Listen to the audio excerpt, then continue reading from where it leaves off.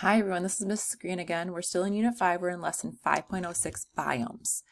There are two objectives for today. The first is I can define a biome, so you can tell me what a biome is. Second, given a photographs of natural areas, tell the name of the biome, describe its characteristic plants and animals.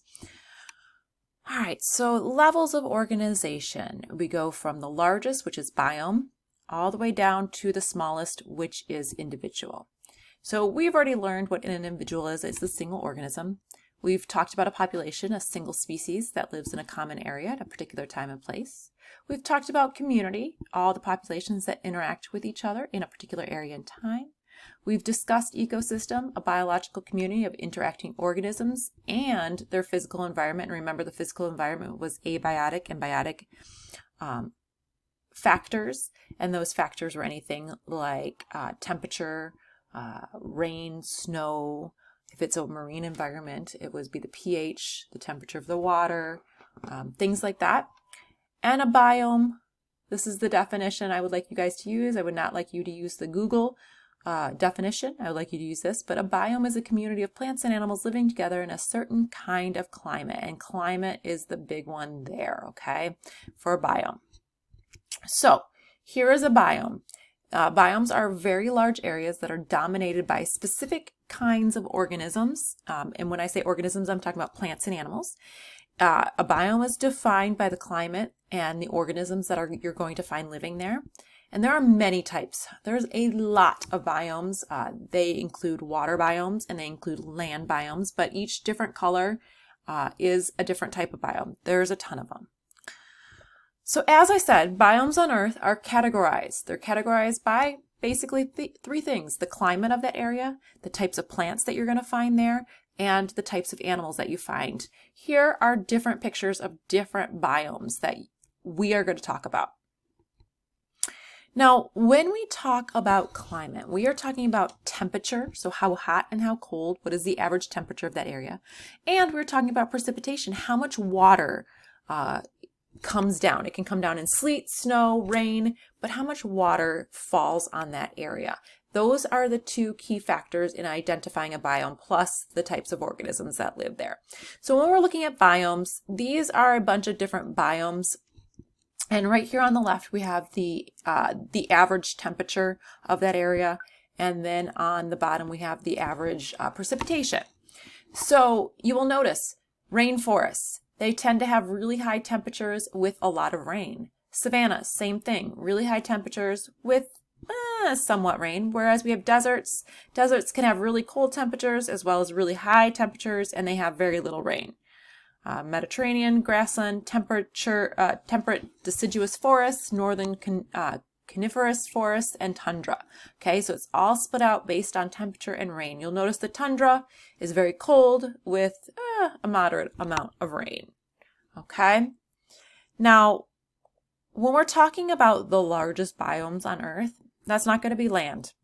It's actually the marine biomes. Marine biomes are the largest on Earth. So if you're ever asked which biome is the largest, it is marine. It is the water biomes. Because again, you know, oceans cover the majority of our planet. So let's get nitty-gritty with some of the biomes.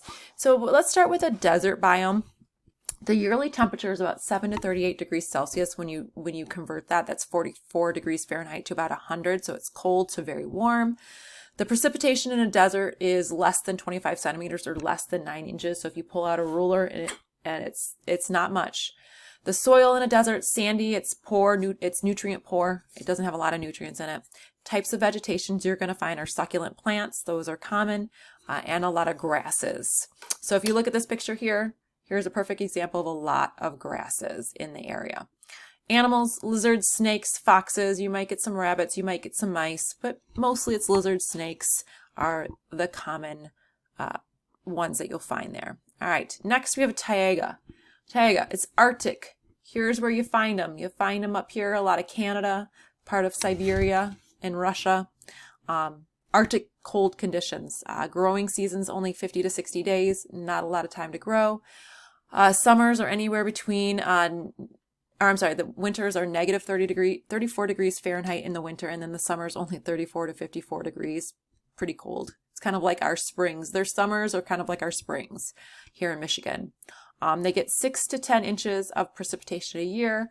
The plants that you'll find are mosses, small grasses, and shrubs because you don't have a big growing season. Animals are going to be caribou, polar bears, Arctic foxes, voles, sedge, and Arctic hare.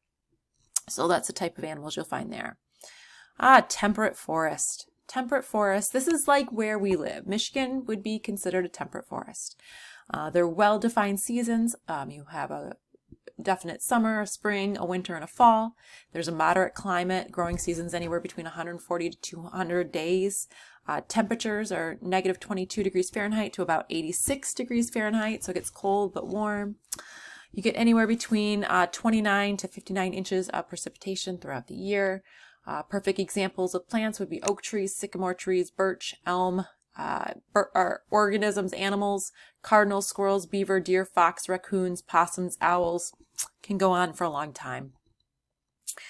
All right, last, tropical rainforest. The yearly temperature is 68 degrees Fahrenheit to 93 degrees Fahrenheit.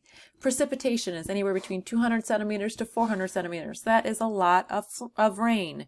Soil is moist and it's also nutrient poor. Vegetation, you have a lot of trees that have very large leaves. You have a lot of shrubs. You have a lot of vines. Animals, monkeys, sloths, jaguars, toucans. Lots of different tropical animals, okay? And then last, water biomes. This would include estuaries. It would include freshwater lakes and ponds. It would include rivers, and it would include marine or the oceans. So let's do a quick little quiz. Think about your answer. In which biome would you find trees that are pointy and triangle shaped so snow falls off the branches so they won't break? Hopefully you said a temperate forest and not a taiga, because remember with a taiga we said that you have mostly mosses, small grasses, and shrubs. Yes, there are some pine trees, but it's mostly mosses, small grasses, and shrubs in those areas. Temperate forest has a lot of it. Has a lot of that so that you can get the snow off of them. All right. In what biome would you find animals that can survive in cold and hot conditions? Hopefully you said A, the desert. Remember the desert has 44 degrees Fahrenheit to 100, so it goes from really, really cold to really, really hot. Nighttime is very cold, daytime is very hot. And then in which biome would you most likely find an animal that has an adaptation to survive with little water? I hope you said desert. Again, desert's very dry, very arid, not a lot of rain. So desert would be the best location for that. All right, so your announcements. You have the 5.05 quiz, Energy Flow in the Ecosystem. That's due Friday, May 13th. You have the 5.06 quiz on biomes, again, due Friday. I am going to make a recording for you since I'm out of office for the unit test. Please watch the you can watch the recording with the activities, and the practice test will be found in your class kick section for that recording. And I'll remind you in the recording as well. The test is due Thursday, May 12th by 11:30 p.m. So make sure you get that test done. Make sure you practice the practice test before you go in and take that full test. If you have any questions, please email me and I'll get back to you when I return to the office. Bye, everybody.